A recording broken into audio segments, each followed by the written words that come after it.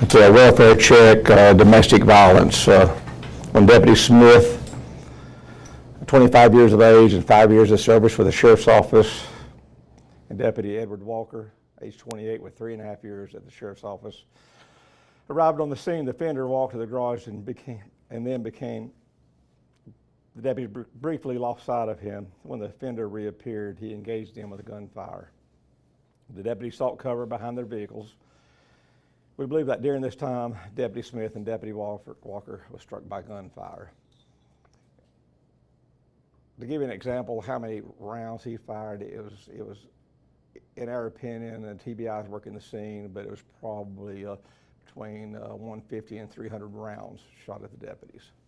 And again, that's an estimate on my part. I was there when a lot of the exchange was going on, but that's what they told me just a few minutes ago. Responding deputies returned gunfire at the offender. He retreated back inside his home.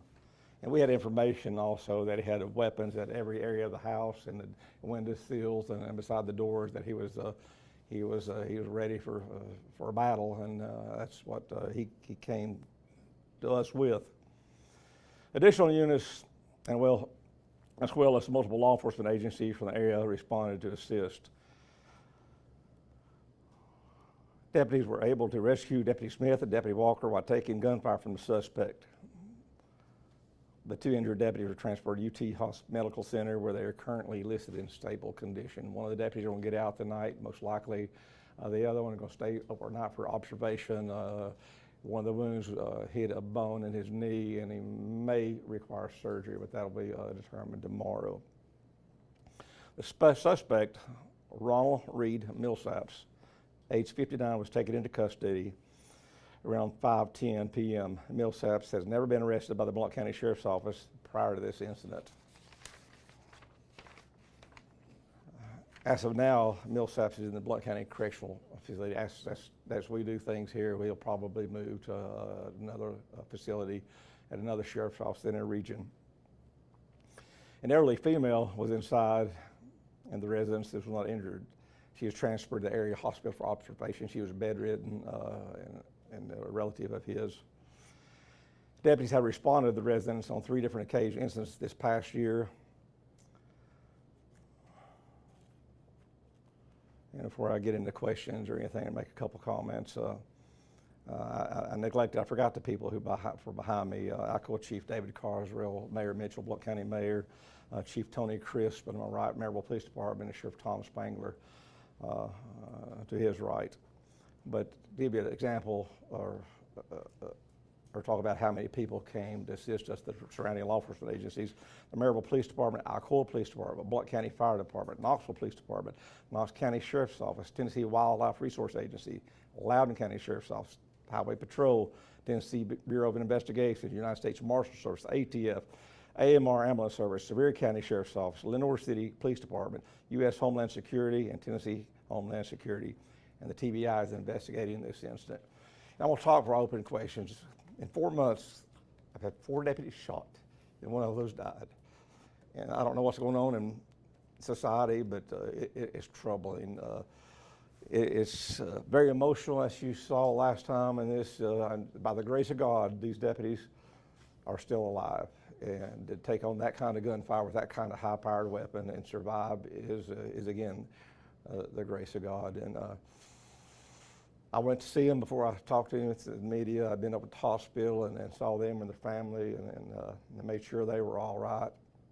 And their families were there. Actually, obviously they're concerned, and walked in the room, and one of these deputies has a 4-week-old baby, and he had her on her chest. And that was the most beautiful baby you've ever seen. And just again, how blessed we are to live in a society that we have become. And to put young men like this with families in a heroic position to advance on the house, that know there's a threat there. And we do that on every call, but that was a heightened call. But you just can't go in and aggressive. You have to go in and determine and fill out the situation and react to others' actions. And this guy was ready for us to come. But I want to thank the community. What a great place we live in. I said that before on the last time, and the support we've got. And I mentioned these, but what I didn't mention is probably another 30 or 40 or 50 law enforcement agencies, the chiefs and the sheriffs and the state and federal people had called me and asked for if we needed assistance. They were ready. If this continued to drag out, they were ready to respond for us. And so we do this together, and what a blessing to not even have to call and see the Sheriff Spangler or Chief Noel and on and on and on. That the law enforcement agencies, Maryville and Alcoa, right there for us. And I want to thank them, and I want to thank our community. I want to thank the mayor for the support they've given us, officer safety equipment. Both those officers put tourniquets on themselves, and we provide tourniquets on their bulletproof vests, and they were there wounded and were able to stop the bleeding. That's heroic in itself, but we have the tools of the trade to help keep our officers safety, and when they get injured, to be able to provide medical assistance on their body wear. With that, any questions? Can you spell the suspect's last name as well as what are the charges he is facing? Well, the charges have been placed. I've talked to the Attorney General. They determined that, but there will be a host of charges, and I would think there'd be attempted murder on more than one count. Sheriff, we saw you with a vest on there. Yes, sir. I don't know if that's common, but what's going through your head when you're hearing those hundreds of shots ring out and you're there, boots on the ground, feet there on the scene? Well, that's just highly bummed. That's a great question. I don't know if I can answer it, but there's still a range of emotions, and I know the two deputies pinned behind the car, and an exchange of gunfire like that. I'm just praying that nobody got hurt, but it's just, I can't describe the emotions I felt. And the deputies that retrieved those, they were behind that car for a long period of time. I left here and arrived on the scene, and they were still trapped behind that vehicle. Then the deputies had assembled and they exchanged a lot of gunfire was exchanged with my officers. Had fired a lot of shots to cover so we could safely get those two deputies back out of harm's way. You mentioned that you visited with those officers. I'm sure you had a message for them. I'm curious if they said something to you that resonated that you wouldn't mind sharing with us. And we loved each other.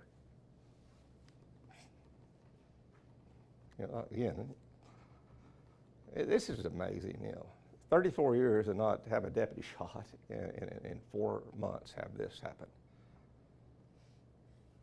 Any other questions? Can you share any information about some of the weapons the suspect had? High-powered rifles. He had weapons in every, had some handguns and high-powered rifles and different type of weapons. What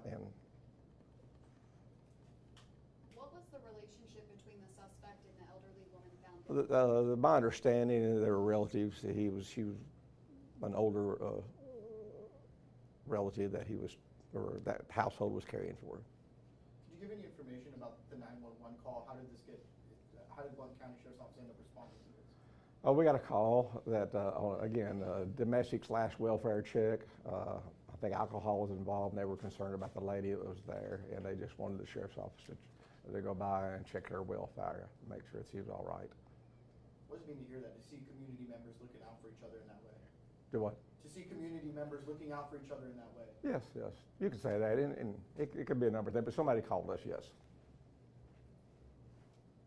We saw the community rally behind you guys 4 months ago with Deputy McCown's death and Deputy Shelby Eggers getting shot. We've seen community support over social media already. What does that mean to you guys to live in a place where law enforcement is valued still? It's so humbling.